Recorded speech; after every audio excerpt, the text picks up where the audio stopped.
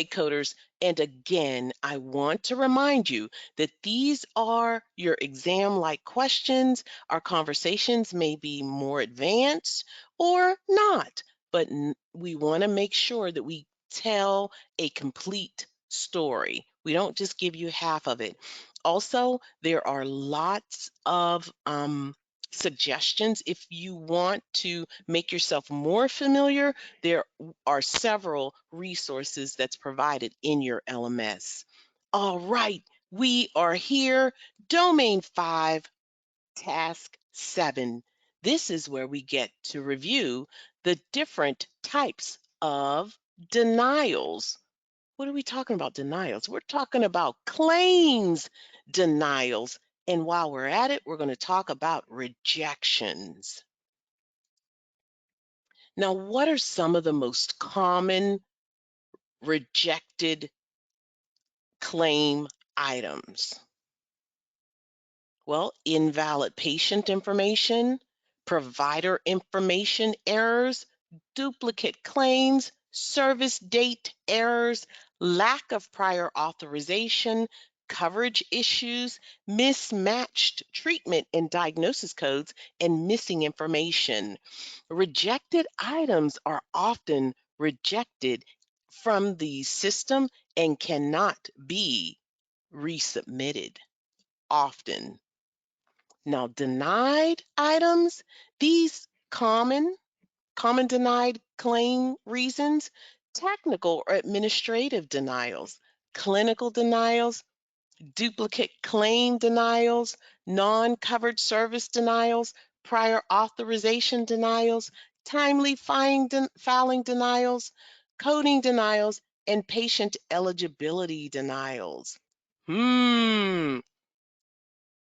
Okay, so what do you do?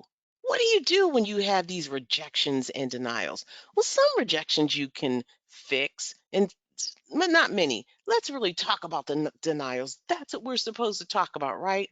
So how do you correct them? Well, first, when you get an electronic ERA, it's going to give you that rejection code. So you look at the rejection code and it will tell you. It might say invalid or it's missing a modifier. So you're going to look at that rejection code and you're going to follow any guidance that they give you. They might say just apply the appropriate modifier. All right, so we'll go fix it. Then we'll go to the claim. We will fix it we'll make the correction on the claim. We'll add the resubmission code here. Then we'll put the original reference number so that the computer can make the connection that this is a correction. And or if you determine that, hey, this claim we should not have sent it out, you can completely void out the claim from your portal. Well, that's pretty much it. You look at the rejection reason code, follow the guidance on the rejection, correct the claim in the portal, add the resubmission code, add the original reference number, or if you have to, and then you can just go ahead and resubmit or completely void that claim out. And again, these message codes can tell you why something was rejected on the right. Now, this is how the management denial process works. The claim is denied.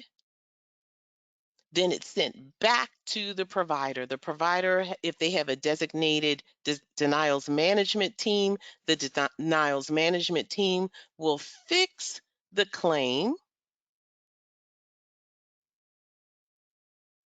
and then send the corrected claim back to the payer.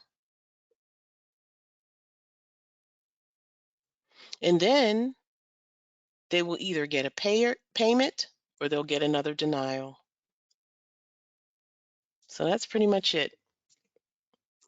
Now, here are some key denial measurements that I want to tell you about. All right. So,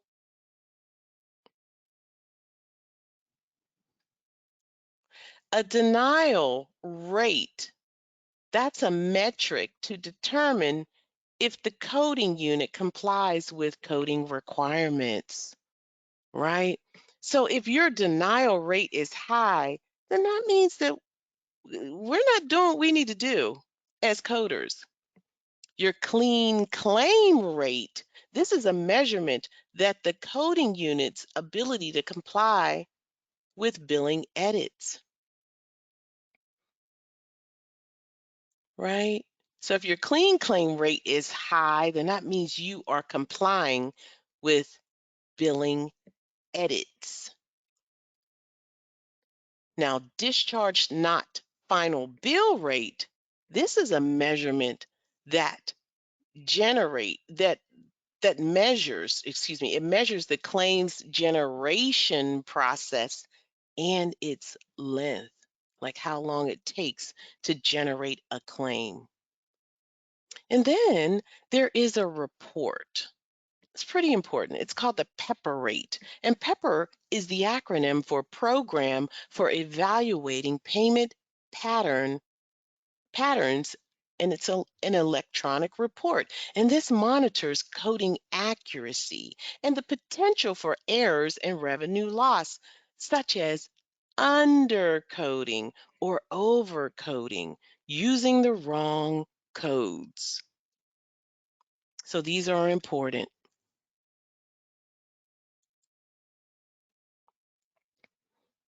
And just to let you know, the denial rate, the clean claim rate, and the discharge not final billed rate, they're general statistic. This is how they're calculated. You don't need to know that, but I'm just telling you, they're general statistics. You take the total, the total number of denials and you divide it, excuse me, you take the total number of claims denied from the total number of and divide it by the total number of claims and you get your claims denial rate. And then for the clean claims rate, you take the total number of claims submitted and you divide the number of clean claims by it and multiply it by 100, and that is your clean claims rate. And your discharge not final bill rate, you take that total dollar value of the DNFB rate and you divide it by the total dollar value of discharges, multiply it by 100, and you get your DNFB rate. So general statistics, you do not need to know this on the exam, but it's just a statistic. But what you do need to know are these denial rates, clean claim rates, your discharge not final bill rate, and don't forget the PEPPER rate, the PEPPER report. All right, I got two more questions for you. I'm going to give you a break, Miss Ida, and I'm going to ask the last two questions. All right, what Uh, is a what is the oh, okay. claim What is the claim called that contains all required data elements needed to process and pay the claim quickly? A, open, B, clean, C, closed, F, final. What say you? And this is an exam-like question. And if you said clean, outstanding. All right, one more. A metric used to identify coding of secondary diagnosis is the A, denial rate, B, clean claim rate, B, pepper rate, or D, capture rate. What say you? Type your answer in the chat. This is the last time, and I want everyone to answer as best as they can.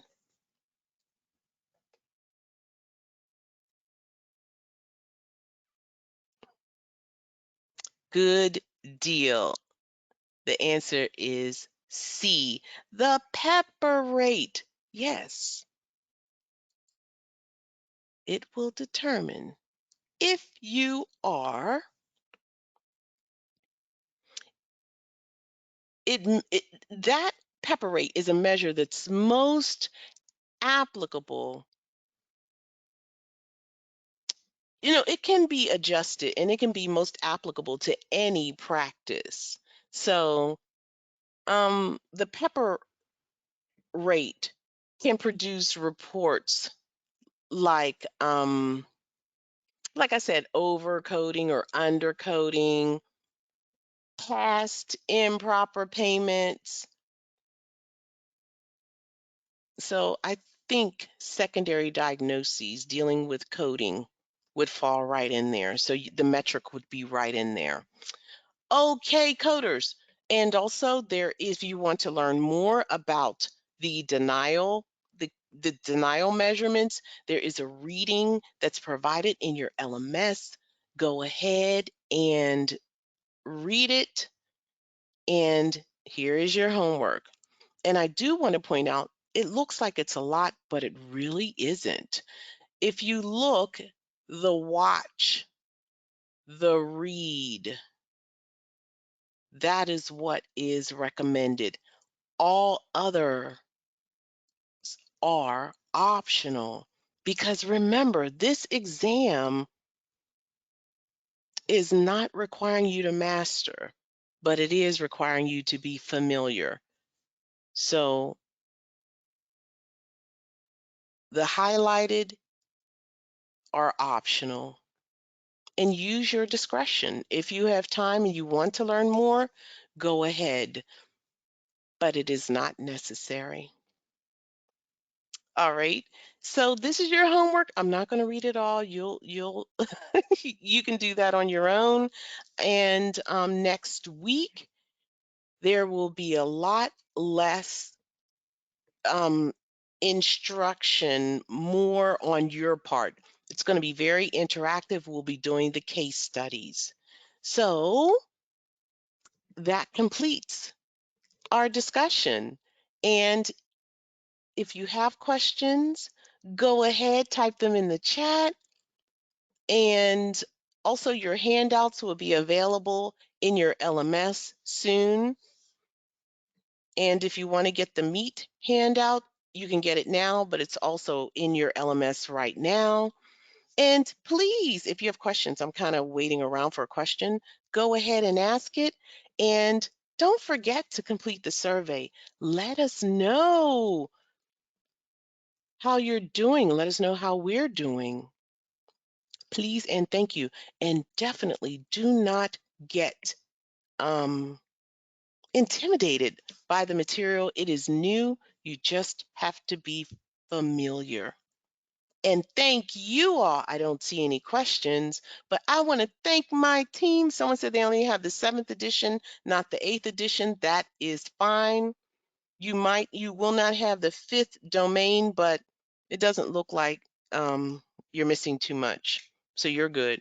All right, so I want to thank my team, Miss Eva, Miss Ida. Let me see who else is here. I think that's it. And I want to thank you, coders. You were incredible. We will see you next week for the final week, and we will do cases, multiple select. All right. So until next time, thank you. Thanks for tuning in, and until next time, happy coding.